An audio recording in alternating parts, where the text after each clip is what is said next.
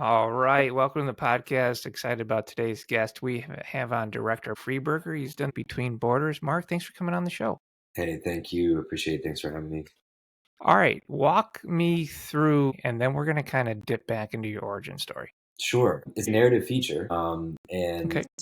it's is based on true story. It's about the Petrosyan family, who were an ethnic Armenian family living in Azerbaijan in the 1980s, when the conflict broke out between the two nations, between Armenia and Azerbaijan, over disputed territory in the mountains. Okay. Between the two countries. During that time, some ethnic Armenians and Azerbaijan were being targeted for violence. Our family was living in Baku, the capital, at the time. Their life was targeted. People came looking for them, trying to kill them, and they had to take their Wow. two small girls in the middle of the night and flee. And so they fled first to Russia, where they had a horrible experience living as refugees in Russia. And then they eventually met some Americans who started a little, I guess you could call it like a church plant in Russia. Mm-hmm. And they became very friendly with them. And over time, the Americans that they met decided to try to help them fight for asylum in the US, try to give them a better life. So the film essentially takes place in the courtroom where the family in the US, the federal courthouse in DC, where the family is testifying, telling their story as they're fighting for asylum. And then the film, Wow. their story is told through flashbacks, the most integral parts, attention filled parts of their life leading up to that moment. And so it's a drama. It's based on true story. It's kind of a partial faith-based movie as well, and it's got I wouldn't call it a thriller, but it's got some thrilling elements in it. So some suspense. Yeah, just because the nature of the story and what happens in it. And you've got a good cast on here, too. I see Yeah, Elizabeth Mitchell in there. I mean, she's yeah, from Lost. You've got Michael Paul Chan. He's been in everything. yeah, So, I mean, you got a pretty good cast going, too. yeah. It was a great cast, and Elizabeth Tabish, of course, who's the star of The Chosen, which is Oh, yeah, of course. yeah, technically the most popular show in the world right now, the most streamed show in the world. Really? Yeah, and she plays Mary Magdalene on that series, and she's the Oh, lead. that's amazing. I haven't had the opportunity to see it, but I Yeah, did speak with some filmmakers that were involved in The Chosen, and because yeah. it was supposed to go to Angel Studios, and then that whole Right thing fell now it's through. kind And of. I think now it's yeah, on Netflix and Prime. okay, But yeah, yeah, so yeah, great cast. Michael Chan, Elizabeth Mitchell were great to work with. We shot the film in Romania because we needed oh wow, a country that could sub for all three, for both right. Azerbaijan, Russia, and the US. Yeah, 20-day shoot, very fast, very, very low That budget. is quick. Yeah, it was very quick. The budget was well under $2 million all in. So it was a really, Wow. really tight. We had an amazing DP, a veteran DP who's shot a lot of big studio movies. So we were very thankful to get him, and was a great guide for me. And I learned a lot from him on this shoot. Well, walk me through what brought you to the script, what brought you to the film, why you had to tell this story, and then I mean getting the budget together and everything. Yeah, so the script was brought to me about a year and a half ago from a producer named Isaac Norris. Isaac originally developed the story because his family grew up. He grew up with the Petrosians. He grew up in Russia. Okay. He is American, but he grew up there. His family was an integral piece in helping bring the Petrosians to the United States. So for like the last 20 years, they've been saying we have to tell your story someday. We want to make it a film. And he had a script. In his words, not mine. He said, "I'm not a screenwriter, but I've Hmm. put something together, and I need someone to rewrite it for me." And so Been there. yeah, yeah.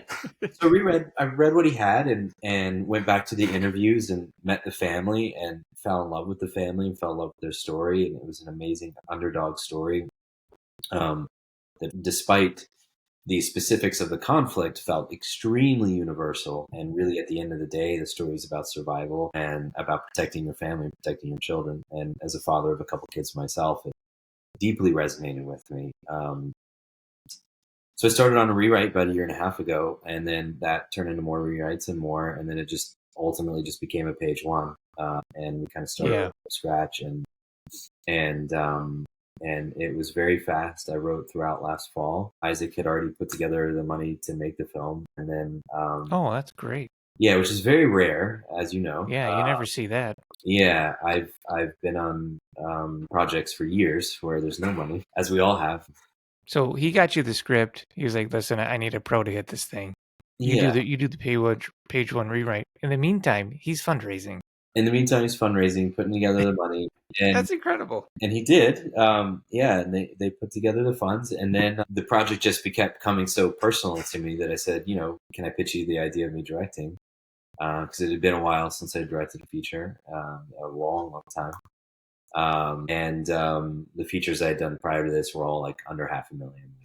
Sure, sure. And so yeah, so put together a pitch and a deck and walked him through, and he and the other producers on the team said, yeah, this makes sense, and I'm glad they took a chance on me. And it really worked out. We the film, very proud of it. The film came about, especially bringing on this DP as well and the cast that we did. It felt like a family making this thing, and I felt like I was very well sort of protected and guarded for the first time in my life actually making a film. Like I felt like I had Wow. people around me that everybody was in it for the right reasons, and if I asked for something, producers tried to make it happen within reason, and So it was a little bit beyond the let's hit four quadrants here, and this was more like we have an important story to tell yeah.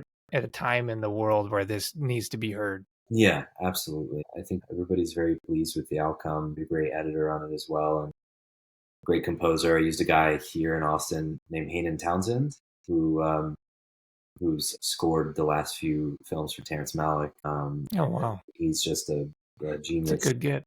Yeah, and so we had a lot of people that we just normally couldn't afford for a film like this that agreed to do it because of the film itself. Well, walk me through like talent wise. I mean, you're casting this thing. Did you get your first choices? Were you like, I am going for this actor. I want them. I see them in this part. Yeah, actually, first, so we only had the budget to bring, I think, 4 people from the States for this film. 90% of the cast are Romanian actors, Okay. and some Romanian actors that have Armenian descent, and some with Russian descent, based on sort of the Yeah. shot. And so most of the Romanian actors I was unfamiliar with until we started casting. But then we got guys like Adrian Titiani, who's basically the De Niro of Romania, and has starred in like 3 films in competition at Cannes. That's And so cool. he was incredible to work with. And then, but as far as the American actors, yes, Elizabeth Tabish is who we wanted to play Violetta Petrosian. We went to her first. She said yes after reading the script. That's great. Michael Paul Chan was always my first choice for the judge. And I think the producers were originally kind of looking to see if we could take a shot at maybe some even more recognizable names. Yeah. I kept sitting on that one, like, what about Michael Paul Chan? What about Michael Paul Yeah. Chan? So He's been in everything. yeah, so we finally got him, which is great. And same with Elizabeth Mitchell. She was our first choice for that role. We made her an offer, and her reps told us, hey, she'll probably say no because the film was really small, and it's being shot in Romania, so it's a long trip for her. They said, but we'll send her the script, and she read the script, fortunately, and loved it, and said, yeah, I'll do it. That's so cool. Yeah, and same with our actor who played Ivan, the co-lead with Elizabeth.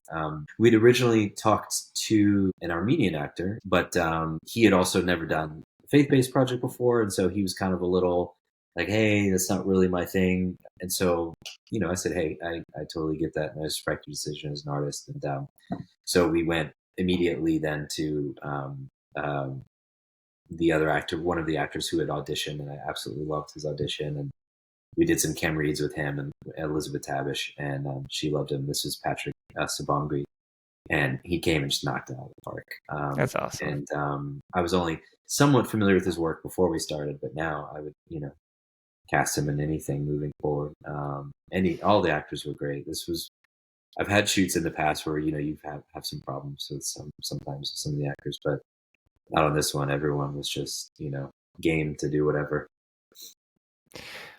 Walk me through when you're going through this film or you're writing the script or obviously you don't have to worry about funding. Yeah. When you hit some hard stops, when you hit some moments where you're like, geez, I'm struggling here.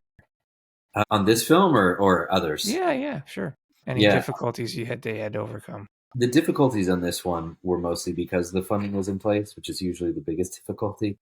The big difficulties with this one really trying to figure out how to make a good film in 20 days with a foreign language crew and with no time. The crew was foreign too. Yeah. The Okay. crew was foreign, That could be tough. mostly not English speak. I did have an English speaking first AD, which helped Right. tremendously to communicate. But we only had 3 weeks to prep the film. Like that was it. I've never had that short of a period before. That's essentially when we started casting all the non-lead roles, and we got on the ground 3 weeks before we started shooting in Romania, and it was just like got off the plane immediately in the van to start looking at locations, and it was insanity. I would never recommend doing that. So it's like kind of like that thing where when something is supposed to happen, it's going to It's happen. just And then yeah, the wheels hit the road and it's like you just got to hold on. yeah, yeah. It was just Wow. this became this force that was moving that we were all trying to grab onto and stay along with it. And, It's a and good problem to have, man. yeah, yeah, yeah. Normally they don't work that way. Yeah, crazy fast shooting schedule. Looking at this script and this thing came together, and the writer came on as a producer then, right? Because they got all the money together. So were they like an EP? Yeah, so there were two of the writers who had touched the script before me. One Okay, was one of Isaac's friends, again, named Adam Schober. He made a really sure. cool indie film called The Falconer, Okay, which I think you can rent anywhere. It did sort of the festival circuit, and I think he was one of the few kind of writer directors that Isaac knew at the time, and so he had hired him originally to do a couple drafts, and right. then Isaac himself, after that, decided to do a couple drafts. And Isaac already knew he was going to be producing, he was going to be raising Yeah, money, all the things. But he wanted to kind of help the story along, and then he got stuck, and then that's when he got introduced to me. Fortunately, yeah, that's amazing, man. I mean, yeah, it's we just got gotta. introduced through a publicist and producer named Paige Collins, who had hired me to write something prior. And when Isaac came to her and said, I need someone who can help me take this script to the next level, but also isn't going to break the bank, who do you recommend? Fortunately, she recommended me. And then, The name sounds familiar. I feel like I know Paige. yeah, Um, she may have actually been the one that even connected us. yeah, I think so. Yeah, It's such a small world, really. When you get down to it and you start meeting enough people, you start seeing all of the weird spider web connections. it is. I had a crazy experience earlier this week. I was at a gas station in a small town outside of Austin at 7 p.m. at night, and this truck came and pulled up next to me with a Russian arm camera rig on top of it and California plates, and to fill up gas. And I was pumping gas, and I looked at the guy gets out, and I said, "Oh, are you work? Is that a camera truck?" And he's like, "It is." I was like, "You work in production?" He said, "Yeah, I just drove all over the last 2 days. I just drove from LA to shoot a Toyota commercial out here." And I was like, "Oh, that's a nice rig." And he looks at me and he goes, "Your face looks familiar."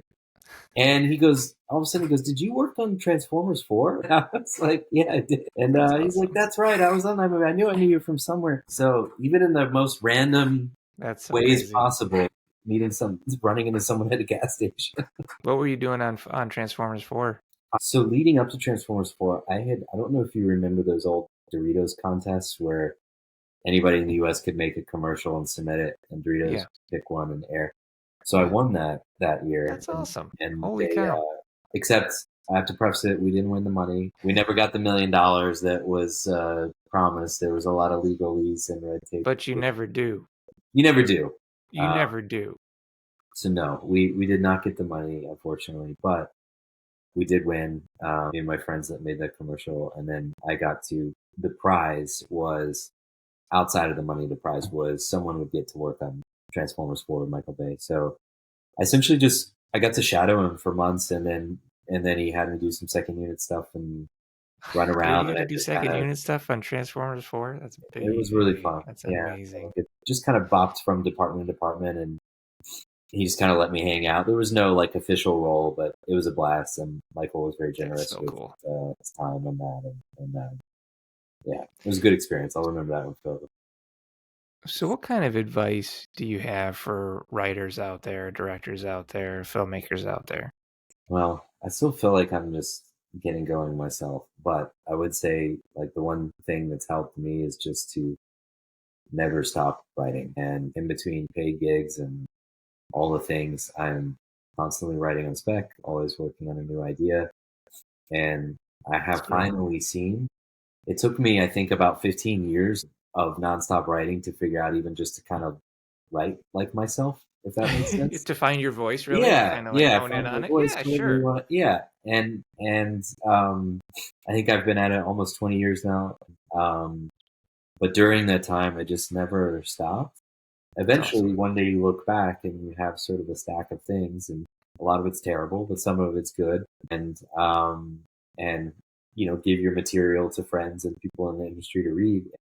And I've started seeing like the way you would see with compound interest. It starts to grow, and people start to recommend you for things, and then you start to get jobs. And so I That's how it is. uh, it I would say there's not been a straight line in my career or my path by any means. It's just been this kind of zigzag thing. But as I look Yeah. back each year, it does build upon itself. I kind of look at it like a winding path up a mountain. Yeah, It's not straight, but you're going where you're going, and you're slowly working your way up. So yeah, I totally get it. yeah. I think my first few years in the business, it was just like doing a lot of gigs and working on indie things and not making much money at all. And then one day you realize like, I didn't work any other jobs this year other than film stuff. And then That's cool. yeah, then one day it's even better. And then you have a bad Yeah. year, Yeah. but then it gets better again. And then COVID hits and destroys Oh everything, and you man. start Yeah. over. Yeah. Yeah, as an adult, We're all traumatized. yeah, 2020 was by far my worst year. Oh my goodness. Yeah. Does this film have distribution yet?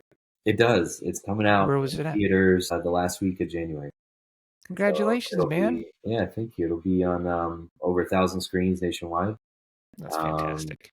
But it's going to be in theaters for less than a week because we have no marketing money, so that's the deal. But it'll be mostly at Regals, AMC's, and Cinemarks. That's great. We made a deal with Fathom, and so it'll be in theaters. And then I think they made a deal with Angel Studios as well, our distributor, Sure. to do like a 90-day exclusive streaming thing. I don't know if that's true or not, but if that is true, then immediately after theaters, it'll be there, and then they'll release it on more traditional streaming platforms. I don't know which VOD. one yet. And then Yeah. television. I think I've heard rumors of a television release as well. Oh, that'd be so So cool. That's awesome. That's gonna have a good life then. yeah, it'll really have a good. Um, It's definitely one of those films I think people find in streaming, and it's historical.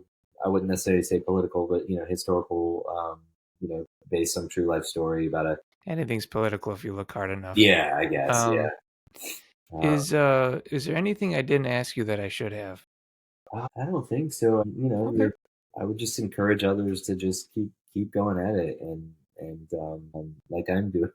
Just as Yeah. soon as we get off the call, I had a paid gig the last 3 days where so we made the movie this year, and then I still do a lot of like commercial and corporate and industrial stuff Yeah. because I'm with kids. I'm terrified of not making money, so I wrapped on a gig yesterday, and then as I soon as think we the get off the same call, way. I'm going to go back to writing something on spec, and then I literally was almost late to this interview because you were because I writing. was finishing up a pitch deck that I'm sending a producer for a TV show. So like I get it. Yeah. Like I need more time.